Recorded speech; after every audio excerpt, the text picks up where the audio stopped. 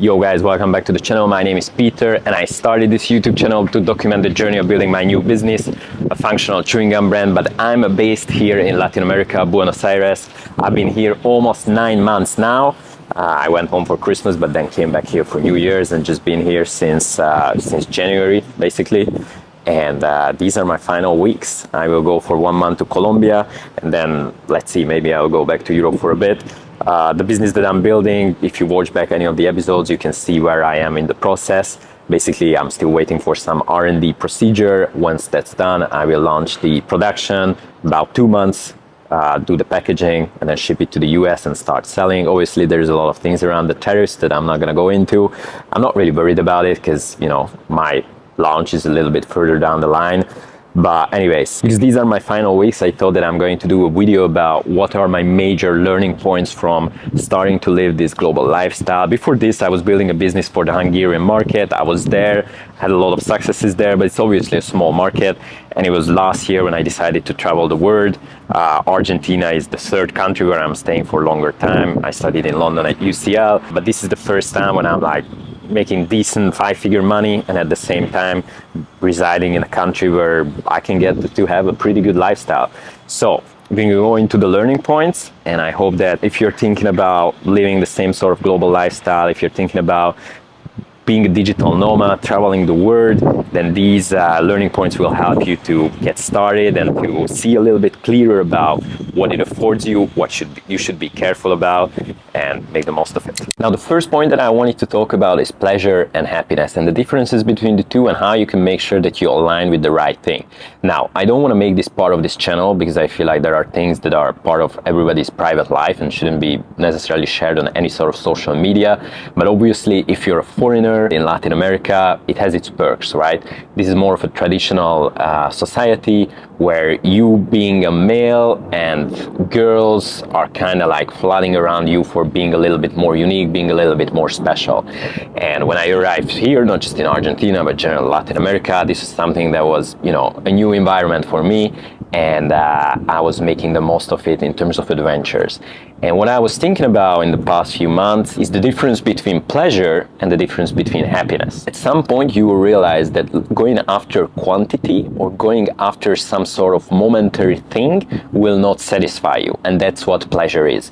I feel like as humans we have our own sufferings that we need to go through to reach our goals, and that goal could be building a business, finding your loved one, they could be supporting your family. For myself, it's obviously building my new business. It's a painful process, it has a lot of monotonous work, and sometimes you want to quiet the mind. As every sort of human on this planet, there are two major motivations. I feel like one of them is security, that could be money-wise, and the other one is reproduction. When you have those momentary pleasures, when you're hooking up with a girl or you're hooking up with a bunch of girls, it's never going to fulfill you. Like, get those experiences early so that you're going to understand the difference between having something that's long-term and having something that's only going to satisfy you in the moment.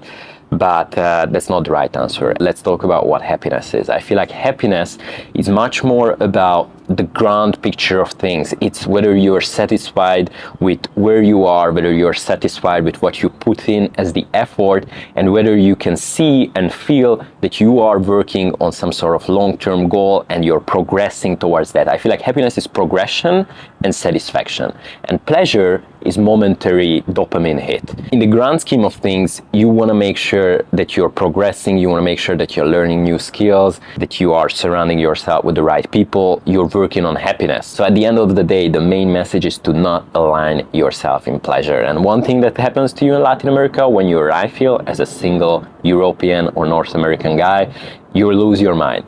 And I want you to understand that it's completely normal, but the quicker you can change that and get into a mode of doing things that don't waste your energy, doing things that build you in the long term, get you new skills, focus on those things, because at the end of the day you have limited amount of energy, and just for the sake of getting some sort of adventure, it will never fulfill you. So, you know, that's something that I learned here. Get those experiences, get those adventures quick, but then just as soon as possible shift your mindset and focus on work, focus on progression, and focus on the things that build you a good base for the long term, because that's where happiness is found.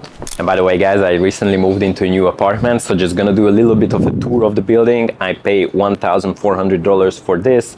As you will see, there's a gym, there's an inside pool, there's an outside pool, and a beautiful view on the 10th floor.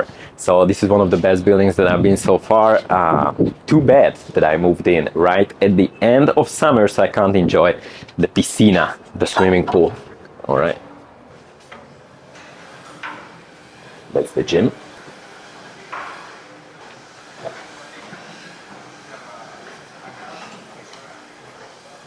Then we have an inside pool, as I told you.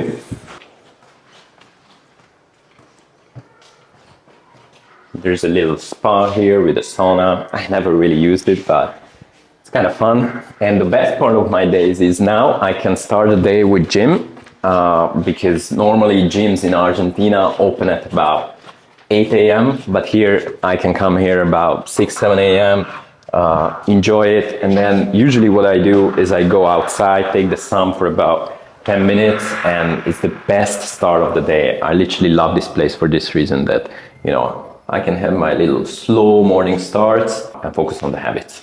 It's one of the best things of being here.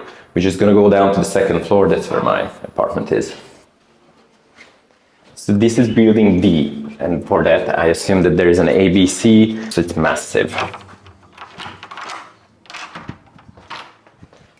This is home. Just gonna put on the light.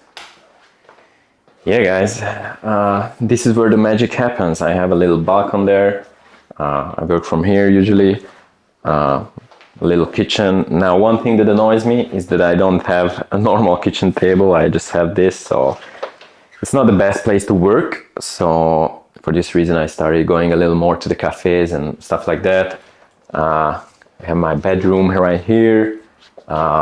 It's pretty spacious. And one thing that I never had in my life, and it's a little messy inside here, is a wardrobe with, you know, a lot of space. I never understood why people would want that, especially me. You know, I don't have that many stuff, but it's pretty unique. It's pretty fun.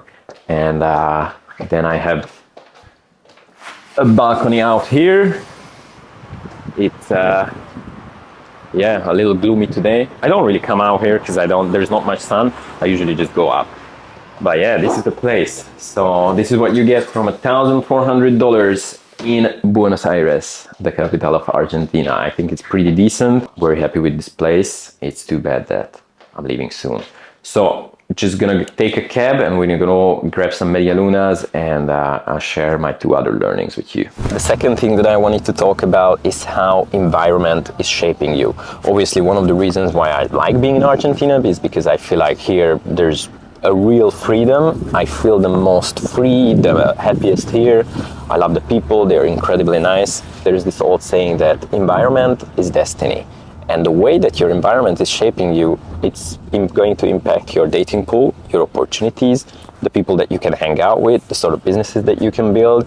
Obviously, to some extent, you can build a global business, so, you know, not necessarily true, but the sort of opportunities that you will see, that you will notice, that you will think about, all of that is going to come from your direct environment. So you have to be very, very careful about the place that you choose.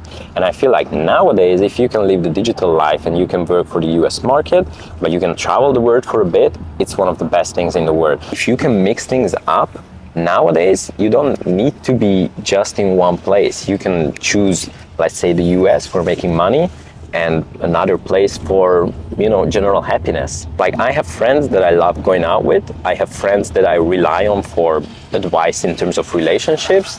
And I have friends that are also entrepreneurs and I look up to a lot, and I go for them for advice. In the same way, you can think about places. Like, there are places that you can go to make more money, and there are places that you should go to and you should go back to enjoy yourself, to let loose and, you know, just be there and enjoy the moment. And for me, Argentina is definitely that kind of place. There are good sides of being here and there are bad sides of being here. And the good side is definitely, again, how warm and welcoming the people are. And as a foreigner coming here and having experience of building something for a European market and now working for a US market, I feel like I'm bringing a level of experience that makes me stand out here. In Europe, they say that Latin America is third world, it's super dangerous, you have to be careful, there's poverty, and sure there is, but you know, same in Europe. There's not much of a difference, and like the big cities are really, really rich. So, you know, somebody that's rich here, they have FU money, much more than in Eastern Europe. For this reason, like, I feel like wherever you are, not just because of the place, but also because of the narratives, it's going to distort your reality, and you're only going to experience a very small subsegment of what is out there. Yeah, but you have to be careful about the places that you choose. And in this modern age, I feel like complaining about being in a place that you feel like, you know, is not letting you be your best self, you're just wasting your time, man. Because nowadays, more than ever, you can just decide to leave wherever you are and go to somewhere new. And if you're making 5, 6 or more figures, you should definitely try living in a place where that money is even worth triple more than in Northern America. Yeah, the downside of being in Argentina or being in Latin America is only that that sort of passion and that sort of pleasure seeking. It's fun, it's good adventures, but you have to be careful to not let that suck you in, because it can be dangerous. That's about it, and we're gonna go grab some media lunas and I will explain my third point.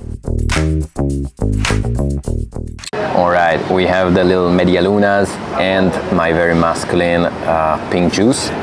So the final thing that I wanted to talk about is how traveling and going to a place where you immediately stand out is bringing unique opportunities. And I feel like this is going to be something that will be a lot more prevalent in the coming years. I feel like nobody's talking about this, but basically when you go to a new place, let's say in my case, I'm a European in Argentina, I started doing content here in Spanish, immediately I stand out just from being a foreigner here, coming here, doing business. Now, mostly people go to the US or Dubai to do business, so there's nothing unique about this. But if you go to, let's say, Mexico, Brazil, the Philippines, Vietnam, whatever, like these usual places where a lot of digital nomads go to work for another market, but if you go there and you work for the local market, you stand out. We are living in an age where it's basically a story-based economy.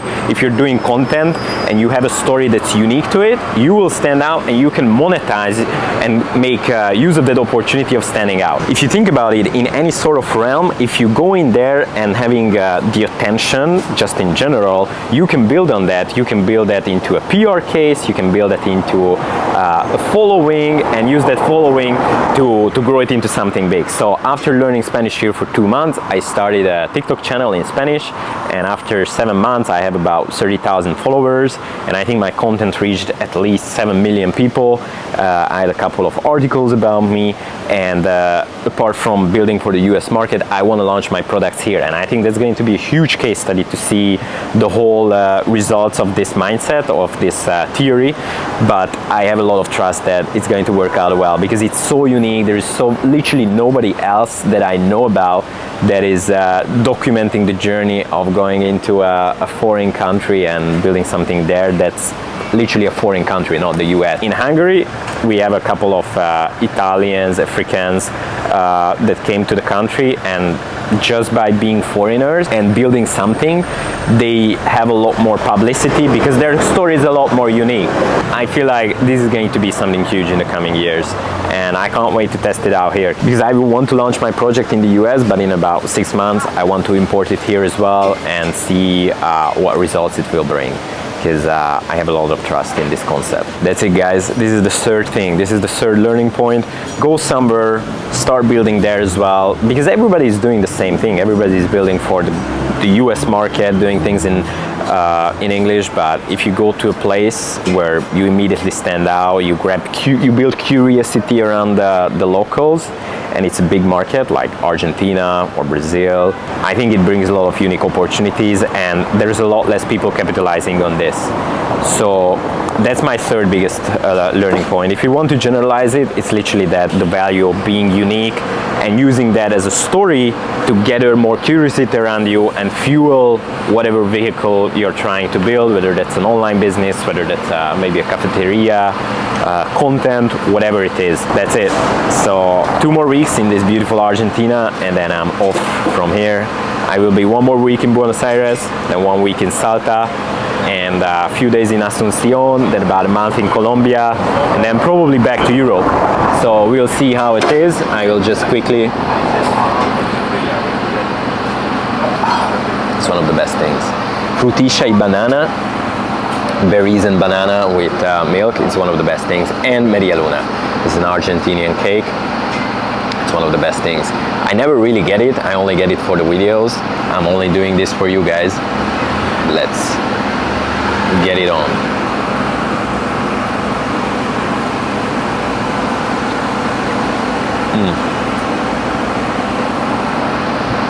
One of the best things. Alright guys, I'll do 1 more video of Buenos Aires and then off we go.